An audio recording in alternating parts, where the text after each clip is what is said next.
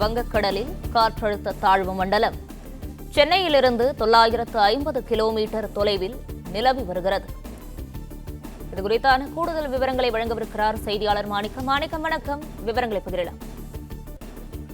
வங்கக்கடலில் நிலை கொண்டிருக்கக்கூடிய காற்றழுத்த தாழ்வு மண்டலம் கடந்த 6 மணி நேரத்துல மணிக்கு 7 கிலோமீட்டர் வேகத்தில் நகர்ந்திருப்பதாக வானிலை ஆய்வு மையத்துடைய அறிவிப்புல சொல்லப்பட்டிருக்கிறது. இன்று காலை 11:30 மணி அளவிலான அந்த நிலவரப்படி வானிலை ஆய்வு மையம் தற்போது ஒரு முன்னறிவிப்பு கொடுத்திருக்கிறாங்க. அதுல காற்றழுத்த தாழ்வு மண்டலம் நகரக்கூடிய திசை என்பது மேற்கு திசையை நோக்கி நகர்வதாகவும் 6 மணி நேரத்துல மணிக்கு 7 கிலோமீட்டர் வேகத்துல நகர்ந்து கொண்டிருப்பதாகவும் தெரிவிக்கப்பட்டிருக்கிறது.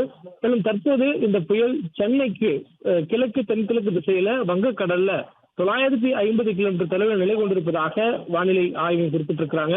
இதை தொடர்ந்து நாளை மறுநாள் புயலாக வலுப்பெற்று அதற்கு பிறகாக 28ஆம் தேதி தீவிர புயலாக வலுவடையும் எனவும் 28ஆம் தேதி மாலை நேரம் அல்லது இரவு நேரங்களில் ஆந்திராவுடைய மசிலிப்பட்டினத்துக்கும் ஆந்திராவுடைய கலிங்கப்பட்டினத்துக்கும் இடையில் இருக்கக்கூடிய காக்கிநாடா அருகே கரையை கடப்பதற்கான வாய்ப்புகள் இருப்பதாக வானிலை ஆய்வு மையத்துடைய கணிப்பில் சொல்லப்பட்டிருக்கிறது. இதனுடைய தாக்கத்தால் தமிழ்நாட்டுக்கான மழை விவரங்களும் வெளியிடப்பட்டிருக்கூடிய நிலையில் தற்பொழுது நகரக்கூடிய இந்த வேகம் மணிக்கு 7 கிலோமீட்டர் வேகத்தில் தொடர்ந்து நகர்வதாகவும் சென்னைக்கு சற்று தொலைவிலிருந்து நெருக்கத்திற்கு 950 கிலோமீட்டர் காலையில் இருக்கும்போது நமக்கு 990 கிலோமீட்டர் இருந்தது. தற்போது காலையிலிருந்து தற்போது 40 கிலோமீட்டர் நகர்ந்திருப்பதாக வானிலை ஆய்வு மையத்துடைய அறிவிப்பில் சொல்லப்பட்டிருக்கிறது.